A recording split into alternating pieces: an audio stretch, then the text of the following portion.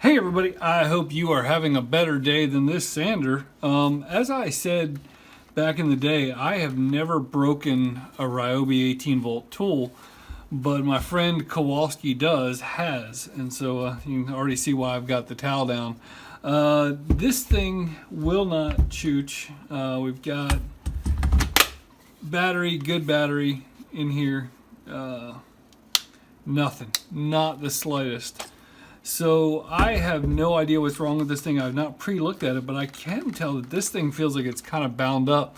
So I thought maybe you guys would want to go with me on the journey.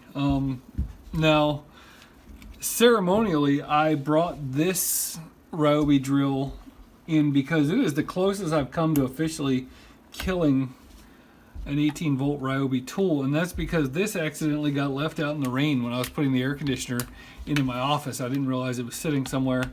So, oh, that's gonna spin. There we go. Can't find it, grind it. Okay. So just pull that off just to kind of take a look in here and see what we got. Okay, now that spins really well. Huh. Now, there was just a ton of binding. Oh no, let's see. Yeah, there was a ton of binding in here, but this thing spins a lot easier than it did with the pad on. So before I even go any further, man, that's some fine dust. Okay, before I go any further, let's go ahead and put the battery back on. I guess I should have my head a little clearer than that. All right, so we got nothing. Yeah, we got nothing. All right. Contacts look decent enough. You can't really see in there very well. I don't really have much reason to believe the contacts are dirty.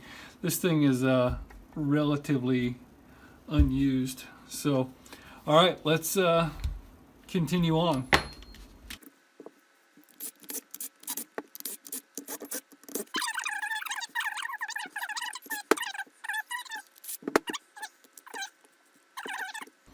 Now, if you guys haven't been watching the channel for a long time, I don't know what I'm doing. So, let's see here. We fire it up again, just see if anything was binding in that process. What could possibly go wrong? Yeah.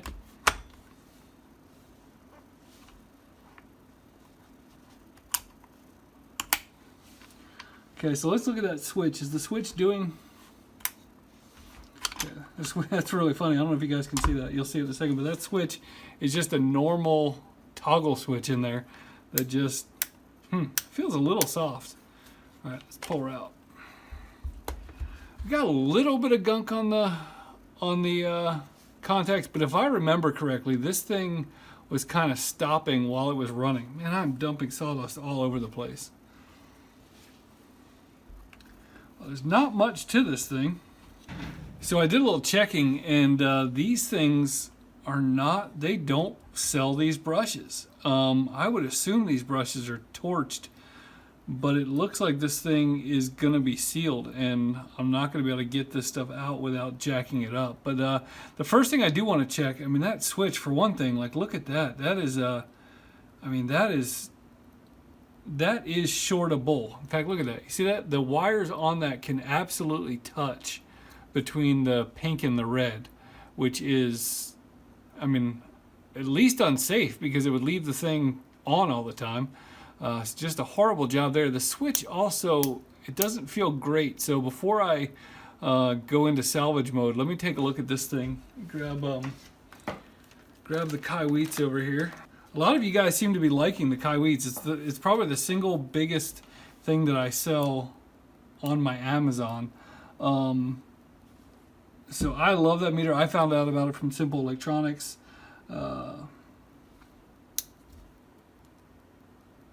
We've got a bad switch. Look at that.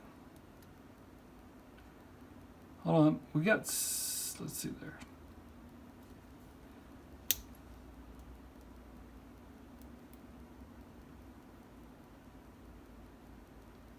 That switch appears to be bad.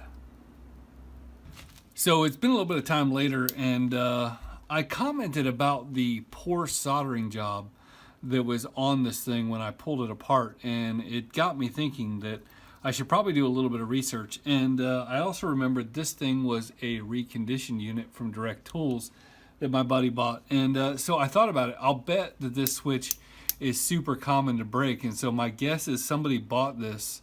They did a crap repair job at the factory and sent it back out to Direct Tools. And then he got it and it broke. And I did blame him for bearing down on the thing too much, but I don't think it was his fault. I think the switch was just bad. And so I was going to try to find a replacement switch in my collection, and I had some things that were close, and I thought about modifying the body of the thing or whatever, but instead I decided to actually go to Buckeye Tool Supply and order a new one. And there's a reason for that. It was about $8, and the reason for that, look at that crap. The reason for that is that it also comes with a another one of these things. Now these things are super useful for 3D printing. So in other words, you could take a 3D printed enclosure and connect it to a Ryobi tool battery. Now even looking at that, I mean, that is crap and that is crap, but they did make it through the hole. Looks a little bit of a cold joint, but it's all right. So we're gonna let that ride, I think. But we do have a new switch, and I can say the action on this switch is significantly tougher than the action on the original one. At this point, I basically needed to cut out the old connector and solder in the new one, making sure that I had the wires going in the same orientation they were originally to make sure they actually fit in the sander when I'm done. I don't love the way these wires hang out past the end, so I'm going to go ahead and trim these. Pretty simple soldering operation as far as soldering operations go. We're going to just cut off our little Klingons here and make it a little bit neater.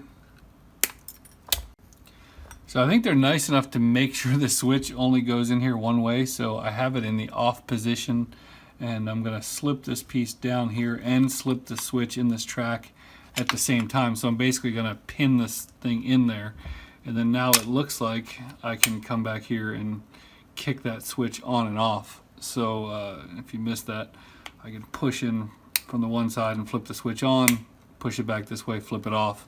I think that's right, so we'll find out in a second. As you can see there, it's real easy to get the wires pinned up. They put this post right next to the wires, which is a little annoying, but I think we can get it around there without actually pinching those wires. I feel good with that. I am going to find a battery, and we'll see. This should be in the off position. The switch could be backwards, but this should be in the off position.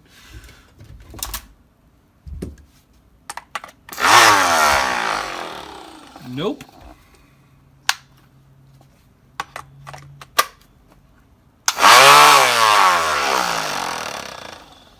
Well,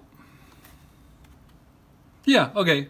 This way is off, like pushing that is off. Okay, that seems to work. Let's put the whole thing back together and see what we got.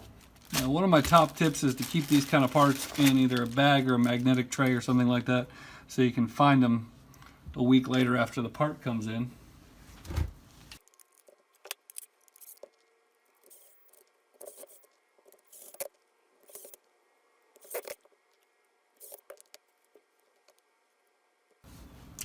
So this rubber looks like it kind of slides in here. Looks like it's going to be a pain in the butt to get in. Kind of looks like the smartest way to do it is to do these three and then these three and then jam the middle ones in. It's pretty good, no gaps. Got these 4 screws. Yeah, it's decent. I could be missing a screw, we'll see. Alright, now it sounded a little crappy the first time I turned it on. Let's give it another shot.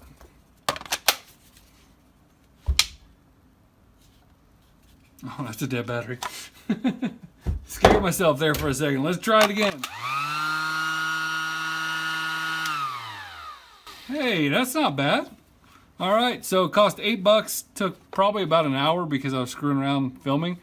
But, and I am missing a screw. I'm going to call myself out on it. I'm sure I've got it sitting here on the desk. But, yeah, that is the repair of the Ryobi P411 random orbit sander. Apparently super common problem. the switch. I'll post a link to the one that I bought in the description. Hey, thanks for watching. Have a great day.